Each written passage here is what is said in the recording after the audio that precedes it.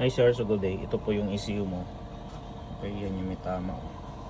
So, testingin natin. Ito yung receiver mo. And then ito yung remote mo. Okay, so tingnan natin kung naka-on. Okay, naka-on naman siya. So, testingin natin yung kanyang response. Ayan, so nagre-response naman yung kanyang ECU tsaka receiver. And then, ulitin natin on. Tingnan natin kung naka-pair. Ayun, so nagbi-blink. So, hindi naka-pair yung ano natin. Hindi naka-pair sa ECU.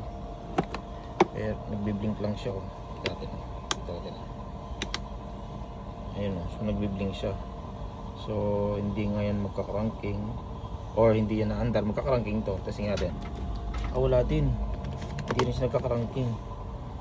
So, may problema ngayong ECU mo kasi no cranking siya. Ayan. Okay. Ayan. Magana yung message pero no cranking yung nakakabit naman yung ano natin. Ayan. So, may problema yung cranking at may problema sa receiver yung ECU mo. Ayan. So, nakakabit naman yung ating mga may problema yung ECU mo. Hey guys, so ito binlog ko na nakaraan pero i-vlog ko ulit. So hindi ko napansin siya na doon palang problema niya. Ngayon, itong motor na to ay NMAX na Y-Connect 2.1. Ayan, so ito yung keyless niya. So gumagana naman yung keyless niya. Ito yung kanyang remote. Ayan.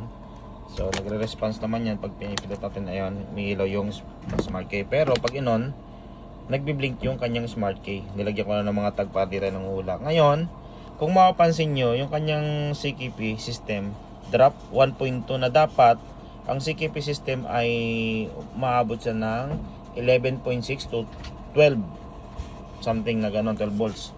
At yung ito kasi hindi nyo mabubuyo siguro yun, no? Nagbi-blink yung kanyang CKP, yan o, may nakita nyo.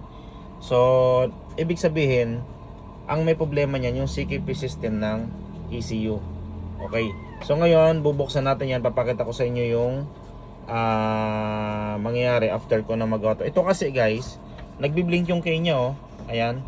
So lumalabas, hindi nakamatch yung receiver sa ECU. Pero, isang part lang yung papalitan ko.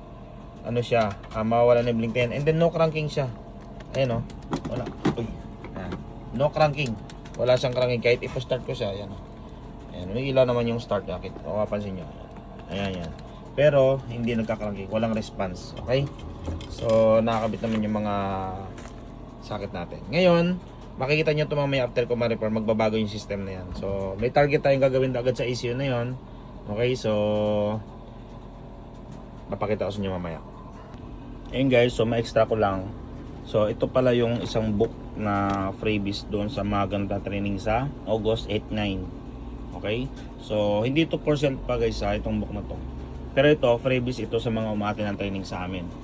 Ngayon, magkakaroon kami ng training dito sa Manila. Abangan nyo guys, magkakaroon ulit tayo ng freebies na ganito. Ayan o. Ang daming ano yan. Ayan o. Ang dami kayo matutunan yan guys. Kumbaga yung mga tinuturo namin, nilagay na namin dito sa loob ng book na to. Ayan. Okay? So, hindi ko lang pinakita ng buo. Siyempre, kapag umantay kayo ng training sa amin ng ABS, makukuha nyo to guys. Okay? Magkakaroon kayo niyan. And then magkakaroon kayo ng free t-shirt. Okay, so tuloy na tayo dun sa ating ginagawang ECU. Okay. Okay guys, so ito na siya after na ma-repair natin. So test natin. Okay, so on. And then ignition switch on. Ayun no, nakita nyo. Nag-pair na yung keyless and then yung kanyang CKP system doon sa ECU 12.3 na siya. Okay? So hindi na rin nagbi-blink yung kanyang CKP, yung mga hole, hindi na nagbi-blink. Ngayon, tingnan natin. Ayun, gumagana yung pump. Ayun, working na siya, oh. Cranking, yun na lang isa natin tetestingin kasi inuna mo natin tong SMK or yung kanyang keyless. And then itong CKP system. Then cranking. Ayun, oh. Cranking, no? Alright. Start. Ayun, oh. May kuryente na at injector na, oh. Ayun, oh. Injector at ignition. Okay. So, working na ito ang ating ECU. So, ang tanong, bakit kasi laging nasisira yung CKP system na yan. Nakikita nyo sa mga vlog ko. Ano ba nagiging cost niyan? Bakit nasisira yung CKP na yan? Unang-una mga sir, kaya nasisira yan, gawa ng overload yung ating mga nilalagay na wiring sa motor. Possible naglagay tayo ng mga busina, MDL, or naitap natin doon sa ignition line or sa mismong ground ng motor, na dapat kapag gumagawa tayo ng mga accessories, nakadiretso dapat siya sa battery. May sariling switch, may sariling fuse, hindi dapat nakatap mismo sa wiring ng motor. Kaya minsan na-overload yung ating ECU, kaya bumibitaw yung mga parts na yon. Pangalawa, yung ating CKP sensor, karamihan kasi yan dumudumi or nagkakaroon ng leak or dahil sa langis, ganon. So lagi din natin check upin yung ating CKP sensor. Possible kasi na minsan takbo tayo ng takbo, hindi natin na-check na marumi na pala yung ating CKP system or yung magneto sa loob. May leak na pala ng oil or napapasukan na ng mga buhangin.